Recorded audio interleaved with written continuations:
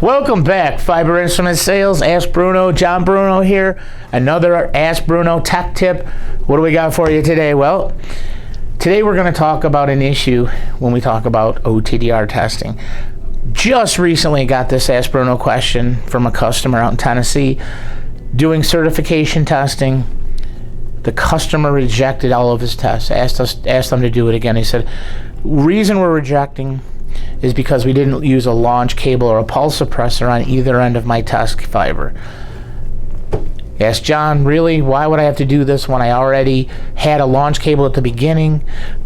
The contract says he wants a bi-directional test, so I'm going to take that launch cable and go to the other side and test back.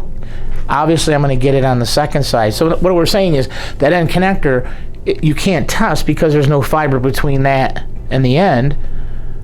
But his theory was, well, we're going to have, when we go back down to test in the other direction, right, A to B and then B to A, well, we'll be covering that connector in that second test. So why did they reject the test? I've seen people reject tests because they didn't use any launch cables, and that makes a lot of sense. But really, this customer knew what they were asking for.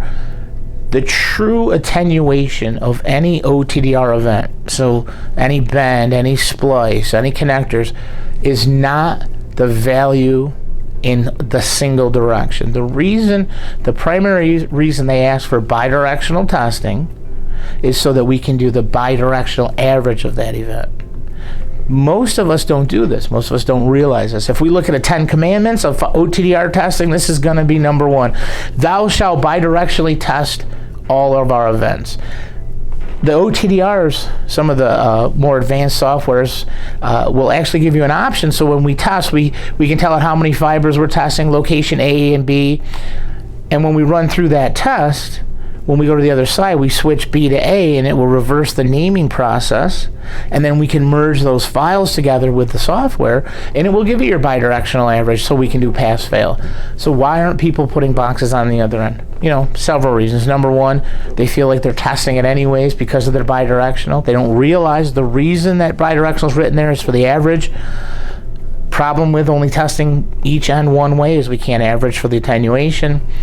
The other reason, I mean, let's be honest, we don't want to pay somebody sitting on the other end and just basically moving a box all day. He has no test equipment in his hands, right? So I can understand why we'd want to leave it out, but if we're going to be sticklers, if we have a customer that's a stickler, the true way to certify any OTDR event is with the bidirectional average. Hence, we need two boxes, and we have to have a guy on the other end moving that box all day if we follow OTDR testing to the letter of the law. That's why his customer rejected the test and asked for the two launch cable test. Hopefully this helps. I hope maybe we might have changed some of the ways you might do the OTDR testing, and maybe we can get away from having this issue happen to you. You know, we want to teach you every proper procedure there is, and this is definitely one of the big ones. So thanks again for tuning into my videos. I appreciate it all, and I hope to see you guys on the road at a training. Thank you.